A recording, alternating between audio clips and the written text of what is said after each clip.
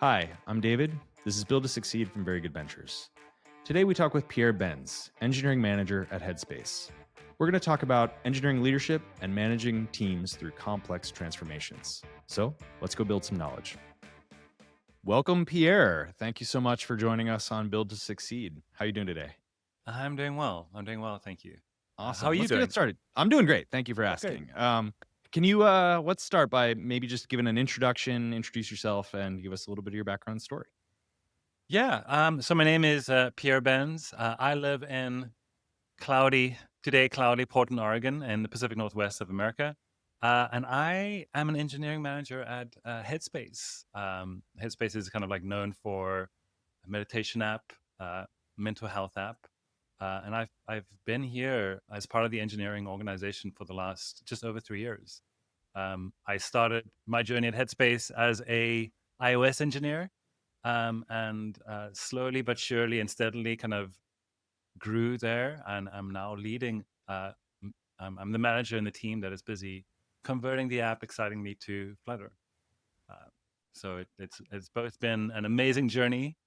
So tell us, how did you get into tech in the first place? It's a good question. I think my love in tech or technology probably came from an early age. Like I was, one of those kids who grew up with video games and just loved playing them. Unfortunately, to my dad's dismay, he always kind of saw them as like an absolute waste of time. But got into just video games and wanting to make video games. And I remember like one of the first books that I bought was how to make a 3D game engine with C++ out of all languages. And I think like out of that came my love for tinkering with technology. I think like at a young age, maybe like 13, 14, decided, hey, I didn't want to be in my dad's Windows computer because I kept on breaking and formatting things. Got a Linux machine going up. I think I started with Linux from scratch in Gentoo. And I think my love for just tinkering and breaking things and messing around and understanding how things work really started there. Ended up going to university, studying computer science. And even there, my path was about making games. I think like my undergraduate over there was about game development. And in that process, I learned, the early on, when I'm surrounded by so many clever people that could like out program me in their sleep, I learned that I guess like my focus at that point was about understanding why do people use technology. I think more so than the technical aspects of it. And that kind of took me in my career over there as doing postgraduate studies, really trying to like mesh how does technology and psychology kind of intersect. And then I had a kid. And at that point, I was doing computer science at the University of Cape Town in South Africa, and then I had a kid, and that kind of like, and with a whole bunch of other stuff with supervisors and stuff like that, ended up moving to the US and jumped on the thing that I could do at that point, which was make apps. At that point, like my dissertation was about, I think we were doing Android apps and iOS apps. And the easiest thing for me was like, okay, this is pretty easy for me to do. I'll just make some iOS apps. Um, and then slowly progressed in that career. Went into startups, went into IoT devices, went to a design agency, AKQA, for a bit, and then more agency life or startup life. And then I think like halfway through the pandemic, I was at a startup that unfortunately had to close down.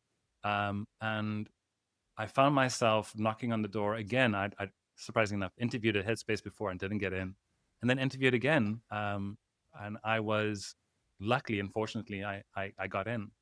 And in that scenario, I was like, also one of those. It was one of those moments where I was just, I guess, through my own. How do you say, like through my own? I think we all kind of went probably crazy in COVID. So probably in my own ability to kind of like find what do I want to do with my skills. Headspace was a no-brainer for me. I'd used the app. I think I was a member since 2016. A Headspace user. It definitely helped me in a rough patch in my life. And I think the pull to try to use technology for more than just solving an itch. That was kind of the drive there. And then I joined Headspace and have been on this kind of crazy wild ride for the last 3.5 years. And as I mentioned, I've been there from just an individual contributor to now leading a team that's busy transforming how we're viewing our apps and our technologies over there. Well, thanks. You gave us a nice roadmap of things to talk about Yeah. there.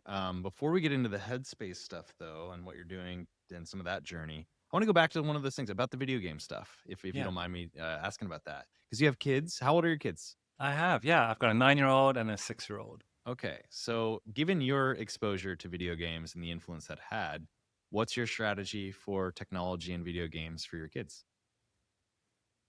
It's a good question. If my kids have or are going to listen to this, like, unfortunately, they have a very constrained window of access to games and technologies. I definitely, like, with my son in particular, and probably with my daughter. My daughter's the 6-year-old, and my son is the 9-year-old. I think over there, I've learned from myself that as with most things, like, it depends on the attitude in which we approach them, right? Like, so for example, with my son, I'm now in the place where I'm like, hey, I have this library of exposure that I've had to. Here's a taste of this. Like, do you like this? Here's a different one. He right now is really enjoying Legend of Zelda. I think he's just finishing Breath of the Wild, and he's gone down his own rabbit hole of reading the game guides and reading the books. And I think for me, the thing that I'm trying to cultivate in him in particular is persistence. Like, you're gonna confront things in your life, bosses, scenarios where you're not going to succeed the first time. And instead of just giving up, like, can we cultivate persistence and grit? Like, in particular, for him. So, like, he's on his own journey, and he's constantly asking me for more games. I haven't quite gotten, like, there's a whole genre I'm discovering, like, as a parent. You kind of put your kid in the wild at school, and they come up with their own social game exposures, and what's really big for them are these kind of like horror games where you're being chased by something, which clearly is speaking of probably some other unconscious things that are going on in their lives as they're grappling with things that are scary and being chased, and how to navigate that. So we haven't quite gotten there yet with him. I think, like, maybe as a 9-year-old, I'm not quite going to expose him to that. But I think, like, some of the other games, like I mentioned, Legend of Zelda stuff, where he's being heroic and trying to overcome the insane odds where that character is brought in. I'm like, hey, this is really great. And on the flip side, he has just, like, dived into getting those game guides and like giant books this thick, reading them cover to cover without me having to prompt him. And inadvertently, he's an amazing reader at the moment, and really had little to do with me saying, hey, you have to read these type of books. It was more like, find your interests, let's encourage that, let's explore that. And he has himself discovered the things that he enjoys. So that's worked well. With my daughter, on the other end, like, she is, she's growing up with an older brother who's playing all sorts of games, and she's starting to read now. And so she's starting to navigate games and what it means, and what are things, and learning instructions. So she's on her own journey. She's not quite enjoying the fighting games as much. So she enjoys, like, the more boating games. There's a whole spectrum of cooking games and stuff like that. And but they actually both enjoy the Untitled Goose game, which it's a lot of fun just being a goose and stealing keys from the farmer. But yeah, it's fun. Yeah, I'll have to check that one out. Yeah, I think the games, why I wanted to ask about that is, a lot of us grew up playing games. I'm not to date myself, but I grew up playing tethered to a TV with the Nintendo Entertainment System, Super Mario and all the things that came with that.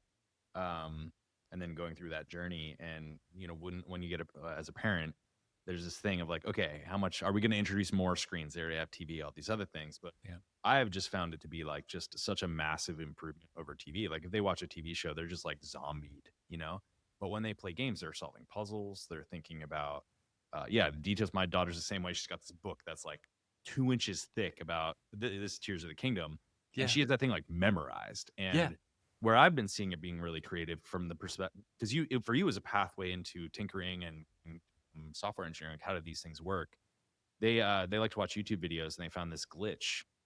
Turns out it does work. Like there's duplication glitch that if you follow the sequence of Yeah. things, you can somehow like make 5 more of the thing that you're holding just magically. It's literally a glitch.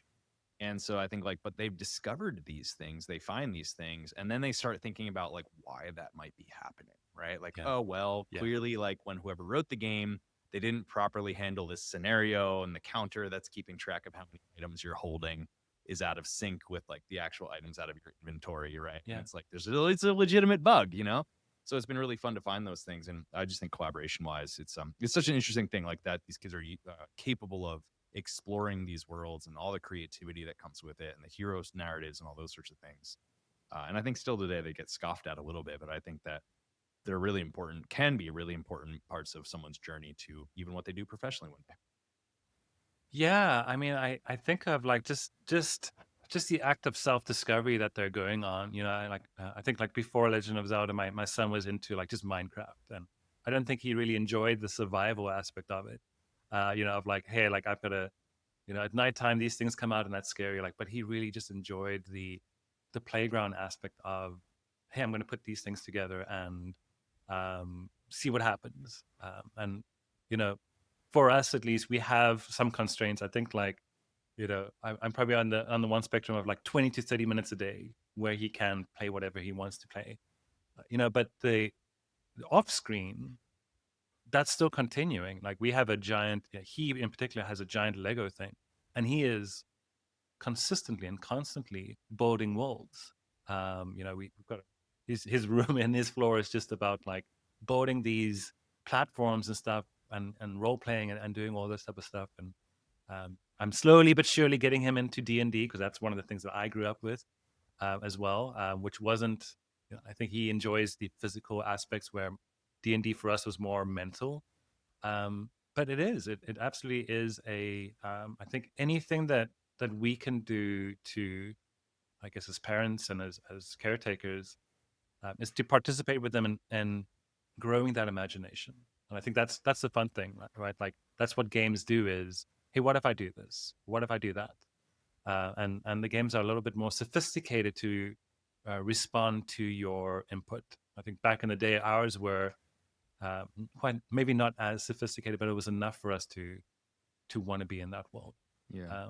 But sometimes there's a danger, right? Because like you have that aspect, and I'm sure we all are aware of. There is the act of escaping, that is there in present, that is there in these really highly livable and breathing worlds. Where there's, I guess, every parent has that tension of like, I don't want you to miss out on life while you're enjoying this other life that you're creating, and they're both our lives to some degree. They're alive in our kids' lives, and so they're part of life. But it's that balance. I think that's the biggest thing I'm trying to kind of bring to my son is like, enjoy your games, balance it out with the other things in your life. Right. Um, So, we're this is about technology and Yeah. leading teams and all those sorts of things. And so people listening to this point be like, all right, guys, come on. You're talking about kids. Like, what are we? But here's the thing. You're not the first person that we've talked to that we get into something about kids, right? And what it's like to be a parent. And in a way, it's a very specific type of managing an engineering process in a way, right? And all of the things we just discussed, you could go back and re-edit and talk about what it's like to develop yourself in a professional career, Yeah. finding your passions, finding things that you want to like consume voraciously, right? Like you find that thing and you want to read the book, you want to get onto it. The balance between the two types of life, there's your work life, there's the thing you're building, there's all these opportunities. And so I find that's one thing interesting about parents is like not trying to compare managing people to managing a child. It's very different, obviously, or managing a product or doing the work professionally. But one thing about being a parent is like you observe these behaviors that are all inherent to all of us, but you observe it in a context of somebody who for them it is totally new.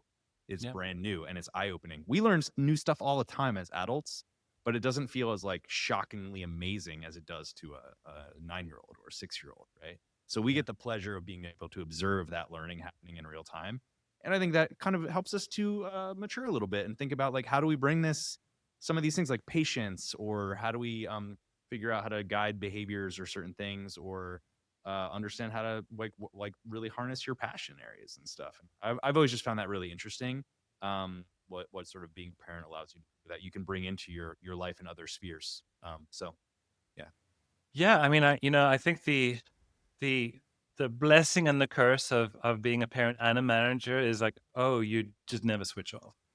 You're Mhm. constantly in that place of um, maybe being overstimulated, maybe being overwhelmed, maybe having to kind of put a lot of things out. But I know for a fact that being a manager has made me a better parent, and being a parent has made me a better manager. Mm. And and I definitely know in my career when my kids were a lot smaller, I particularly think of my son. When he was a baby, I probably did not have the empathy or the I don't know, like I didn't have all the tools that I have now raising a 9-year-old, 6-year-old back then. And so I'm very fortunate enough that for me, and I know there's some other people, like I work with some people, like my manager right now, she doesn't have kids, and she blows me away, right? And so, but I know for me, at least, that in my journey, both of those have helped me become better at both aspects of my life. Mhm. And so I'm fortunate for that. Yeah. And as a leader, as a manager, like that empathy and building that, whether you get it from being a parent or some other thing that you learn or mentorship or other Yeah, things. And I think you're right. It's like we're not saying to be an effective manager, you have to be a parent. Like no one's saying that. But I think it's paying attention to those things. And I like just looking for those signals of like what are the things we can learn as leaders as we grow in our career. Where can we draw pockets of inspiration? It doesn't have to be a business book that you buy in the airport. It doesn't have to be something you do as a parent. It could just be like a random observation walking down the street of see somebody does an act of kindness, and you think about how do I connect that back into making a difference in the world and what I do on a regular basis. So it's using that. Let's take some of these ideas from what it's the things we've talked about. yeah. Empathy and finding passion and exploration and all those things. Let's fast forward it to what you're doing at Headspace. I know you guys have been through a bit of a product journey. I know there was an acquisition mixed in there, and maybe it takes us back to like whatever you think the appropriate beginning of the story is that kind of gets you to where you are today, and give us a narrative. Yeah, so interestingly enough, I joined Headspace exactly when the merger of Headspace, the iOS and Android app, and Ginger, back then it was the Flutter app, which was mainly more about coaching and therapy. I joined right when they came together. And I witnessed, two companies try to figure each other out, two companies having, working through their silos and integrating over there. And I would say that it was definitely eye-opening, having those scenarios, and also having the directive of like, hey, we want to get under one house. So we need to be in a place where we're not fragmented, or we don't have to split our teams in multiple ways. But again, when I joined, I was coming in as a iOS engineer, so my focus was mainly on iOS. Somewhere in the journey, the product vision was, hey, we don't want to have separate apps. We don't have just a legacy Ginger app or Headspace Care. I think we rebranded it there, and Headspace. We wanted to bring it into one place because I think people want to have different apps when they switch to things. They want to have one place where they go and do things. And our journey began with, hey, bring in the core functionality of the Ginger app into the Headspace app. And historically, at that point, that was a Flutter app, through and through. And now we needed to some degree, like add that functionality in there. I think internally we called it our Frankenstein moment or our Frankenstein things, because we absolutely pulled it off. Like my hat still goes off to all of the engineers and the people that were involved in that one, because it was an insane feat for us to do, and for Headspace and for us. Like we do have, sometimes when you're in the healthcare space, tight deadlines, and they're oftentimes January 1st. right? Because that's when healthcare plans kick off. And so we have these kind of like, at some scenarios, and particularly for this one, it was 1-1. That's your deadline. Make it happen. And so, heroically we did that, and we launched it, and it was a success. But now we had more problems, right? We had our legacy iOS and Android apps, and now you had this Flutter shared library, and this Flutter component. We had it in a scenario where it's like, this is a shared SDK that we are using in 3 different places. We're using it in the Headspace app, we're using it the Headspace Care app or the legacy Ginger app, and we're using some of that code in like a web scheduler that's more on the front end side of our clinical team and our coaching team. And making changes in one place took a long time. We had lots and lots and lots of just integration issues. And again, this was our first, hey, get it in there. And I think for many of us, it was like, see what happens. And then I think coming at the end of 2023, or the last quarter of 2023, it was myself and a group of other amazing engineers. We were tasked with the act of like, okay, well, investigate what it would mean for us to go full Flutter. And we gave our recommendations. I think for many of us on the native side, egotistically, we were kind of like, no, let's not do that. Because we wanted to, we had our own roadmaps, right? Like we had our own things that we wanted to improve. We were just starting to work on, at least on the iOS side, we had maybe like 40% of stuff in Swift UI. There was a whole bunch of stuff that we wanted to do. And all of a sudden you get this side conversation, which, for us, it's like, I've been around long enough to know that, hey, like I don't want to do React Native. I've done that before. I don't want to, all of these other things come with other costs. And we're just trying to land this plane and move in a way and scale this. And so I think, I think in retrospect, and that's not, I think our CTO, Ritvik, at that point, he made the right call, which was, looking at the big picture of technology, of what we're trying to do as a company, which is make mental health care affordable, scale, get onto multiple devices, etc. Like with all of those other things in place, the preferences for the engineering team, as much as what they need to be considered, they need to be considered within the larger scope of things. Again, like a big, and trust me, from the native side, we tried everything. We tried getting it on the performance side, which there were some considerations that we had to do, but none of them were breaking. On the UI side, like, hey, can it really match the native standpoint? Like we tried to kind of go from that route. Also really didn't move the needle as much. And then, and then came the hard goal of, okay, we're making this decision. Here we go. Whoever is on board, I remember from our perspective, it was like, hey, this is the decision that we're making. It makes business sense. We can't be in a place where, at that point, Headspace was still like, hey, we have a limited amount of engineers. I think everyone has a limited amount of engineers, right? We're not just overflowing with engineers. We have limited capacity, limited resources, but we want to get value to people, right? And one of the biggest hurdles that we had was the ability for us to be feature complete across all platforms. So say, you play a meditation or you sign up and you buy a subscription on the web, you're buying a subscription for features that you want to be able to have on iOS and on Android. And I don't think we had that feature parity. And that is one of the things that obviously, like when she's centralized to a different platform where you can build and your features are over there, it's a lot easier for us to kind of expand and provide those features to all users. And yeah, that's kind of what started that journey for us, was like, okay, we're going to make that decision. And what has been part of my life now for the last year and 4 months, 5 months, has been migrating the existing surfaces that we have, be it the players, explore, profile, all those type of thing, onboarding, migrating that to Flutter. and it has been a journey. I tell you that one. It hasn't always been straightforward, but I definitely can see, like, one of the benefits of this one is that for us at least, it has solved that silo.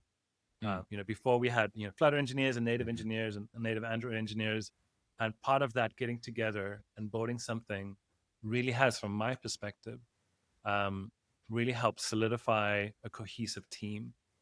The trick now is to make sure that that team expands, and that the knowledge that we're sharing, and the camaraderie and the community that we're growing over there, and the culture and the ethos, that it expands outside of the walls of our team that's busy migrating it, because we haven't quite said, hey, pause on everything while we're migrating this. Like, it's one of the design decisions that we chose, was like, hey, we're not just going to go into a cave and convert your Flutter app or your native apps to Flutter and then come back. We decided not to do that.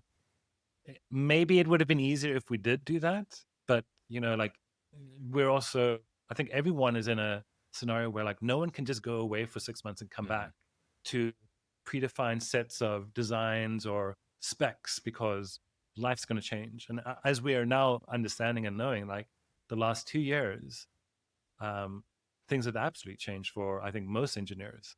And even for us, like, we started this journey, and all of a sudden, halfway through it was, hey, by the way, don't just replace everything using the old APIs that you're doing. Let's make things server driven. Let's start to scale the right. Like, let's ramp up experimentation. Let's start to scale things a bit more. And that was another little bit of a beautiful curveball that life kind of throws you. And the nice thing is, at least we had one platform where we can make those changes. Because if we were staying under the old Android and iOS one, it would be, oh, we have more resources on iOS. Now they can pump it out, and then Android stays behind, and then you can't really release at the same time. Yeah. So it's been a journey. It's really been a fun one. I think, I constantly laugh with my team. Like, if we finish and we're still working in sprints, like, the big thing is, like, are we learning? Are we learning? Are we failing? And are we learning? Because that's great. And then we can make improvements on it. If it was just like classical music playing in the background and everyone's kind of like zenned out and there's no chaos, I would be kind of questioning what we're doing. But so it's a little bit of that chaos and order kind of interplay, and we're succeeding. I think is the good long things are tail hard, answer. right? Good Yeah, things are hard. Yeah. Easy things are, you don't get the results. You go to the gym and it's not hard. You're not going to build muscle. Yeah. So there's so much in there, and I like that sort of phrase you said, like, the goal is to get value to people. Yeah. Especially in what you guys do, where, like, your value can, like, really help people. And so if you think about whether we can ship this in 1 month or 3 months, the number of people that you can really legitimately help, that 2 months might mean a very serious difference in terms of the impact you can have on people. And so I think that's what this is all about. I think in engineering or product development, we can all get sort of very focused on the camps we're in, the tools we use, the expertise we have. We have a lot of identity tied up in this stuff sometimes. And I think we lose sight of the fact that our objective here is to get value to people, like you said. And what are the things or choices we can make to streamline that as much as possible, so that we don't spend our time figuring out how to define this in terms of how we did it in iOS or how we did it in Android, and are we getting parity between those two things, and we're on different build trains, different release cycles. Oh, we're 3 features behind on that side, not over here. Part of this is just, and I think this is the natural progression of what engineers are trying to do. There's that whole thing, like, give me a lazy engineer, and like, I forget who said it, like Bill Gates or somebody, right? Yeah. About, like, because the lazy, like, you want to make it easy. That's sort of the point of engineering. So there's a lot in that. I wanted to ask you a question about that decision, right? So it sounds like your CTO, like, made the call, like, we are going to do this. That's a really tough thing to do, right? Because at some point, someone has to decide. And these types of situations, any transformation, you're never going to get 100% agreement. And especially in these types of cases, and it sounded like you guys had some people that were, like, trying to actively find ways to like, well, maybe we don't want to do this, or maybe there's another method or something like that. How did your company and your team or your leadership, like, handle making that decision? And then I'm kind of curious, like, what happened immediately after that? Because I'm guessing there were some people that were like, ugh, throw the hand up. Like, how do you get people over the hump and get them on board? Yeah, I mean that I was probably in those conversations myself. Like if I'm absolutely honest, right? Like which is like, hey, like I know some of us probably, I to your point earlier, I think like we as humans split. I remember back in my Linux days, it was like who uses what? Is it Qt or GTK or it's V or Emacs? It's we split, we make these differences, and I think the biggest call was, hey, if as a company we're trying to drive costs down, and we're trying to make mental health accessible, right? And I think especially today where we're like, hey, the banner of like let's get people to love their minds. Um, we need to kind of put that up there with regards to how we kind of value or judge technologies and the tools that we're using. I think the one of the biggest conversations that I remember with my CTO in this scenario was again just reframing that on like whatever we do, um, we're using tools to build stuff, and to your point, like the end goal is for people. And for Headspace, the culture at Headspace oftentimes is we often get readouts for how much the app has helped people. We often also get readouts for how much people are struggling with what we're building, and hey, we wish we could kind of make these improvements, etc. And trust me, we have our own long list of things that we want to do to kind of like elevate the plan and fighting against the constant tech debt, which is inevitable. Whenever you're building something, you're going to have tech debt based on what you're building. But yeah, it wasn't, I would be honest and say like, hey, there definitely were people that weren't happy with that decision. These were, in many cases, these are, and I don't want to slight anyone. These were professionals, right? Like they've been doing and working with the technology and honing their skill for 10 plus years. And as soon as you come and throw in hey, let's learn something new, there always was the conversation like, hey, what I'm I'm really good at this one thing. I can operate at speeds that I can't do at this one. What happens with my leveling? What happens with my performance stuff? Like what happens with all of those conversations? Am I still going to be valued? Am I still going to be um, in our economic climate with layoffs and stuff like that are there? What happens to me in that scenario? That definitely was conversations that we had to have with people, and honest conversations. And I think big picture, we were like, hey, we're going on a journey. We want everyone to give this 6 months, try it out for 6 months, learn the thing, go ahead and learn it. And we try to, as best as what we can, we could carve out capacity for people to, not after hours, but during their working hours, go and learn Dart and Flutter. Just go take the time. And that's difficult to do itself, right? Like some people come to a technology with like myself, like I grew up on Turbo Pascal, C++. Like those were my languages that I grew up with. So like jumping into Dart for me was quick and easy. For other people, they're self-taught. Or iOS or Android could have been the only language that they were exposed to.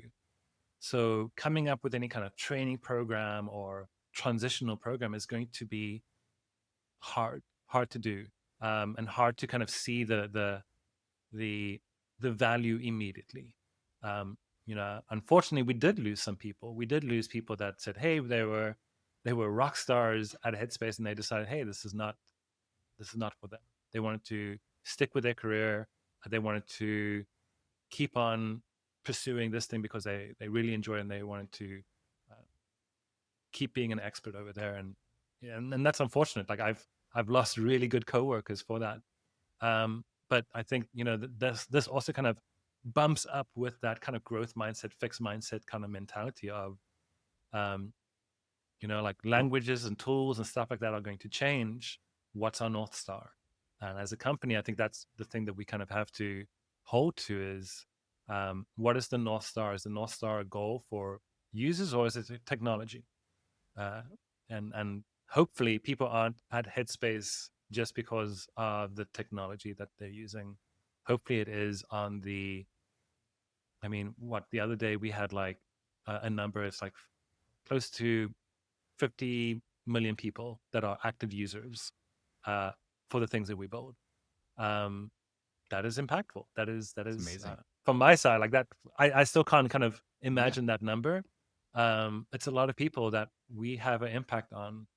What can we do ruthlessly to help improve that? It Yeah. shouldn't be about tool preferences. It should be aggressively, how do we solve those problems? Yeah. I Um, mean, it's fair, like for a person, individual choice in their career, they get to make yeah, those choices, and that's part of it. But it's like, are you pushing the vision? Are you pushing the mission and the objective of what you're trying to do, or are you committed to the tool or the expertise? And I think also we need to always be changing anyway. It's not all of these things we're talking about today, whether it's our kids growing up and the transformation they're going through, or your transformation of getting these apps to become 100% Flutter. These elements, the human side of it, the cultural change, the mm, complexity of managing all the conversations and everything, this applies to any transformation. It's applying right now. Like, what are we doing about AI tooling? yeah, Right? Like, it's the yeah, same kind of thing. Like, if somebody's like, well, I'm really an expert in Swift UI. Well, so is Chat GPT and Gemini, like, so it starts to change some of these things a little bit. I had a mentor one time that I liked. It was it was a tough thing to hear, right? But he mm, was like, okay, look, the thing is, if you're going to grow fast, especially, some people who are dear to you are not going to make it.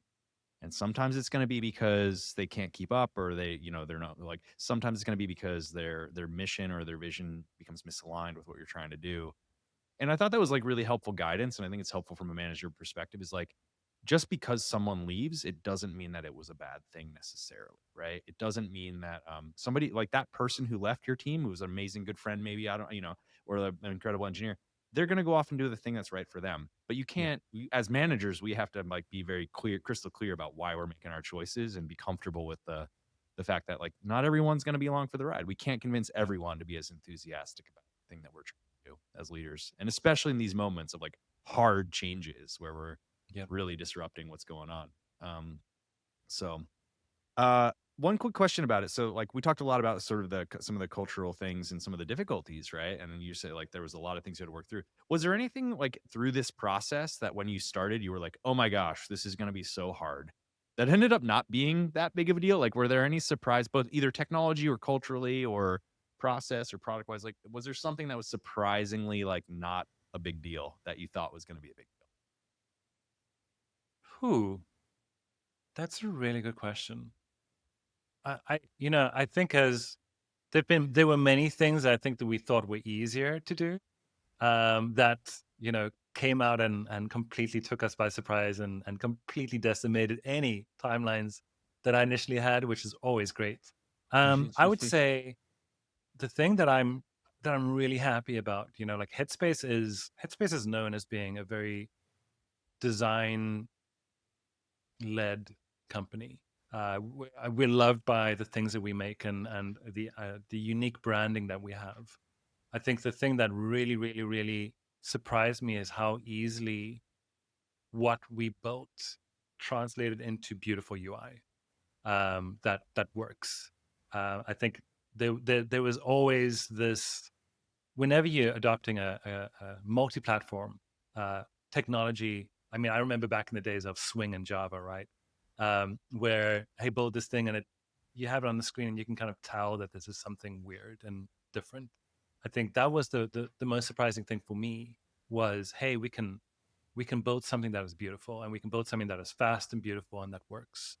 Um, that for me was the biggest surprise, and um, we could then get our design team on board with that. I think that for me was I thought I would have to fight a bit more for that, and that was surprising. And that was nice. That was a nice thing. On the technical side, uh, you know, the door swang a bit the other way, and I think primarily just how we chose to do our migration, which was way more iterative.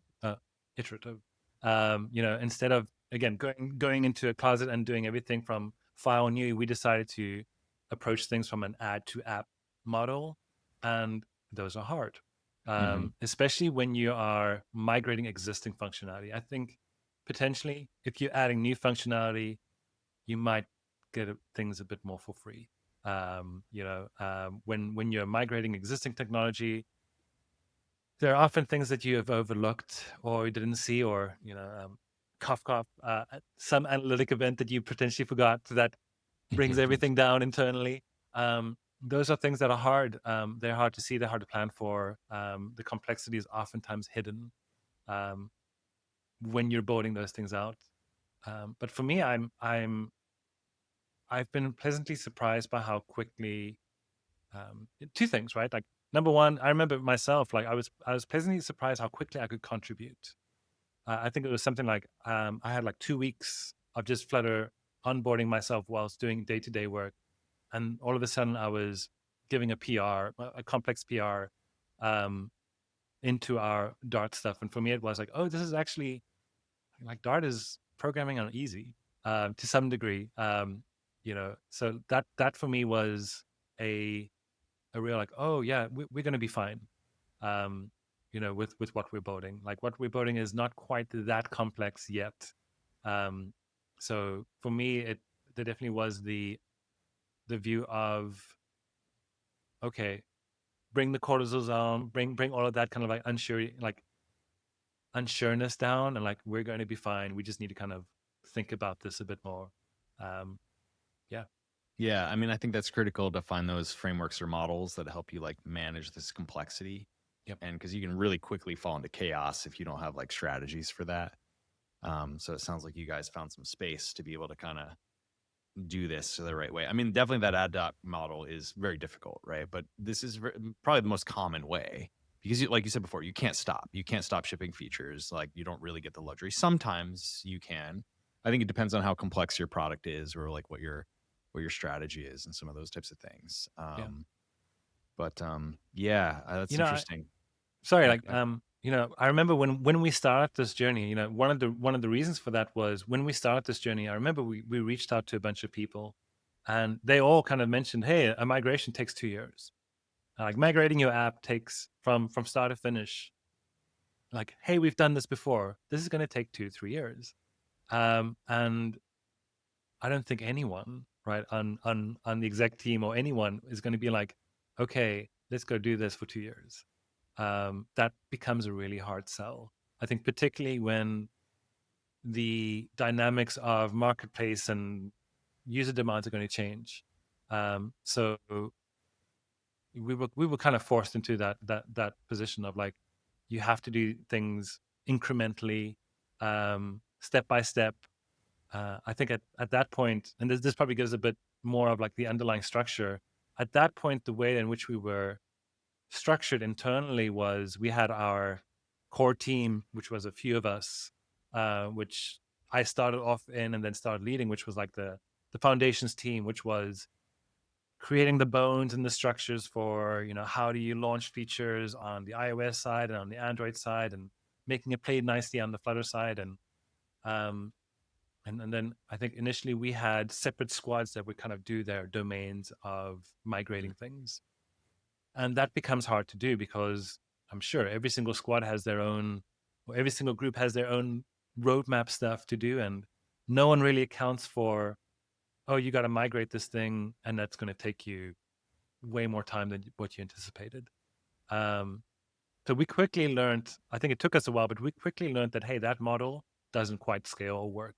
Or that's going to be the thing that pushes your migrating to Flutter over X amount of years, because there's the larger piece of getting people on the same, um, how do you say, like getting people up to speed with knowing Flutter and being experts over there.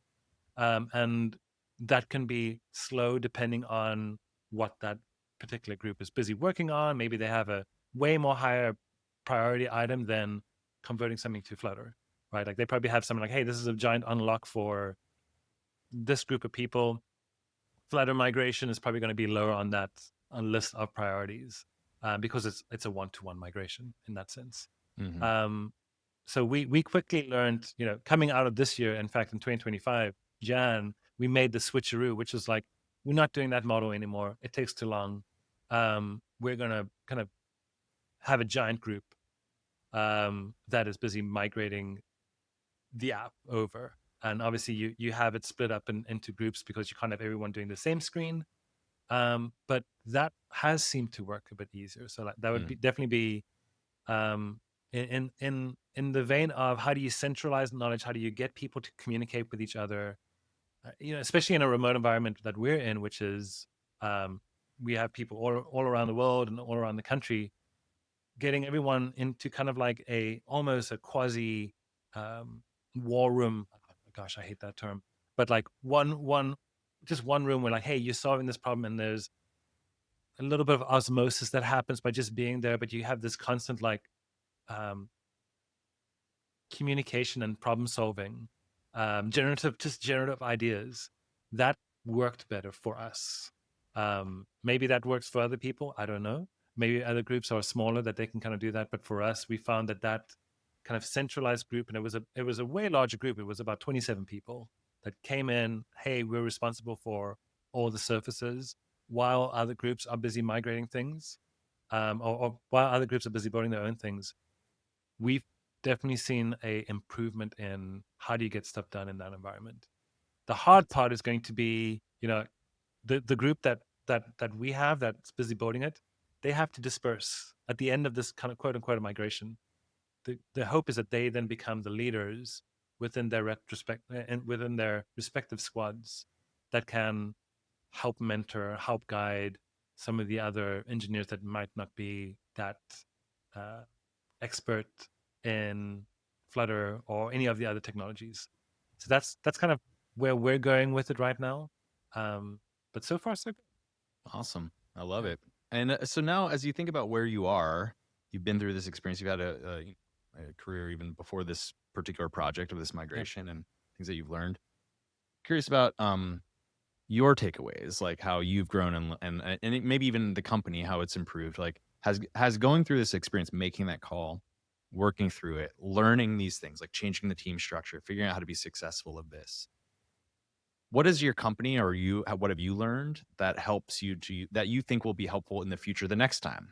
Whether you're building a product from scratch or you're going through another transformation, what have you distilled out of this process that you think is an indicator or something managers can do to maximize the performance and the outcomes, overall the success of the team as you go through these complex technology changes? That is a hard question. That's a really good question. I'm probably going to butcher the answer because again, I'm still in it, right? I'm not able to have the kind of like the big picture view of this one. So I'm going to completely kind of answer this from, someone who is deep in the migration and battling with all the fun stuff that happens in that one. I think what this does do, or this kind of switch does do, at least for us at Headspace, and potentially for any other company that potentially is wanting to kind of move to Flutter or looking at like, hey, what are we trying to solve over here? I think it's that focus and clarity on what is the problem that you're trying to solve, and then looking at the tools that you have at your disposal for how you solve them. And again, this kind of goes back to, hey, like I think people enjoy being in camps. People have their preferences, and you kind of have to acknowledge that. But you really have to be focused. I think companies nowadays, specifically companies that need to potentially, everyone's being a little bit leaner than what they were. Everyone's being a bit more focused compared to what they were. You have to make trade-offs. And, I think choosing a technology like Flutter is not a get out of jail card. Like there are pros and cons to every single technology that you use.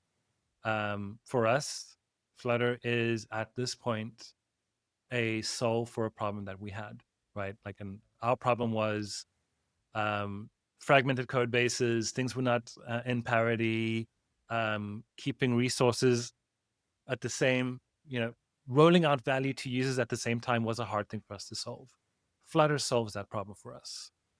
Flutter also introduces a whole bunch of other, issues as we're expanding.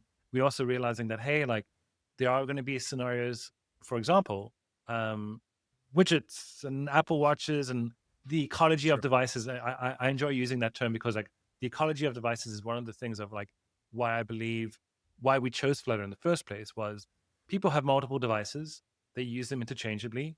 Um, let's choose something that can accomplish the goal of getting things out that can cover all of those devices. And you're going to have little stragglers on the sides there that aren't going to be covered with that. So the goal is about ruthless optimization. What can we do? What can we have that is a source of truth? Like, so we know, hey, when there's a bug, we know where to look. That's partially also why we started looking at, we did Flutter on that side, which was, hey, if we have a bug, we know where to look. It's not just, oh, is it there, is there, there. It's one place. And our evolution with adopting SDUI is also trying to solve that problem, which is like, hey, like when someone sees something on the UI, like, is it an if statement in the in the client code that's doing it? Is it an API thing? It's making these trade-offs about like, how do we identify where the issue is fast? Because again, we want to solve, for us, it's a, at Headspace, it's a, hey, someone is potentially trying to regulate themselves, trying to help themselves. And for us, it's like, we don't have another week to wait. We have to get a fix out to someone because it could potentially help someone's lives or save someone's life. So for us, it's really about like, from the engineering team. And I can promise you, I always get this joke from my friends that, as they know that I'm at Headspace, they always think like, hey, you guys are just a bunch of hippies that meditate all day. I wish that was the case. I think we probably should meditate more. But it's about how do we, from the engineering team's perspective, how can we solve problems quickly?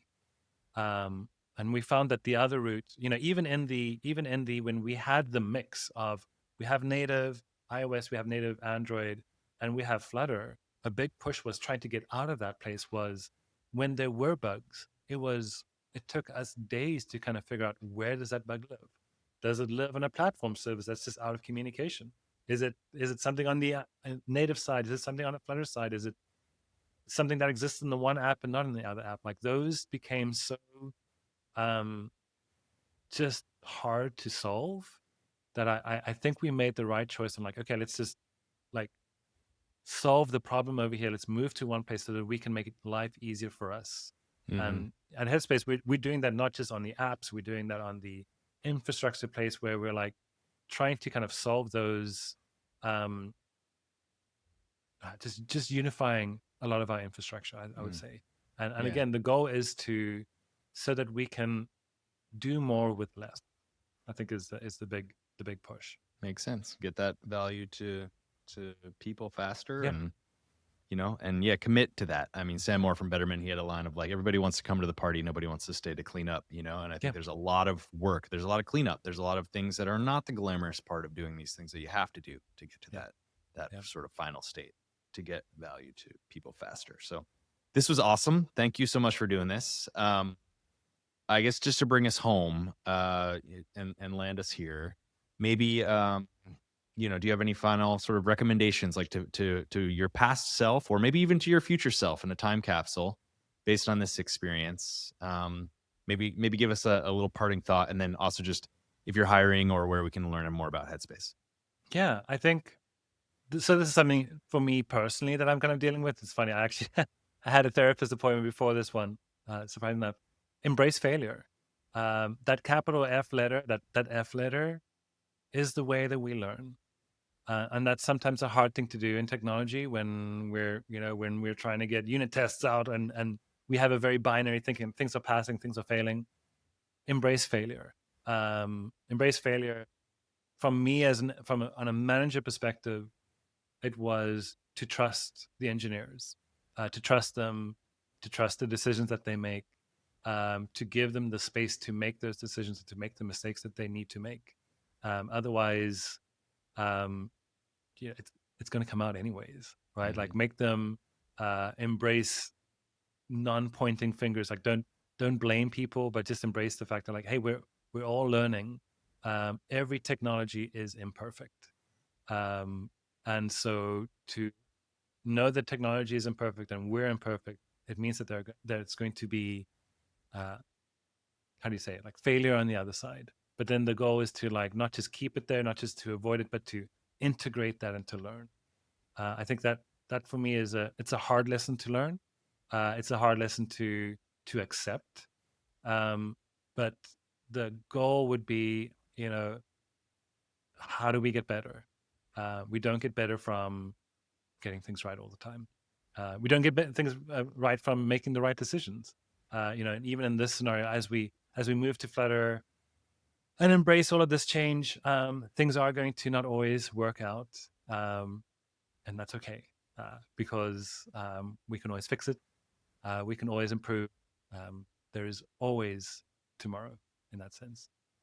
As unfortunate as some of my product managers don't like me saying that there's always tomorrow. Yeah. Tomorrow's expensive. I don't know. Tomorrow is very expensive. Yeah. That's one.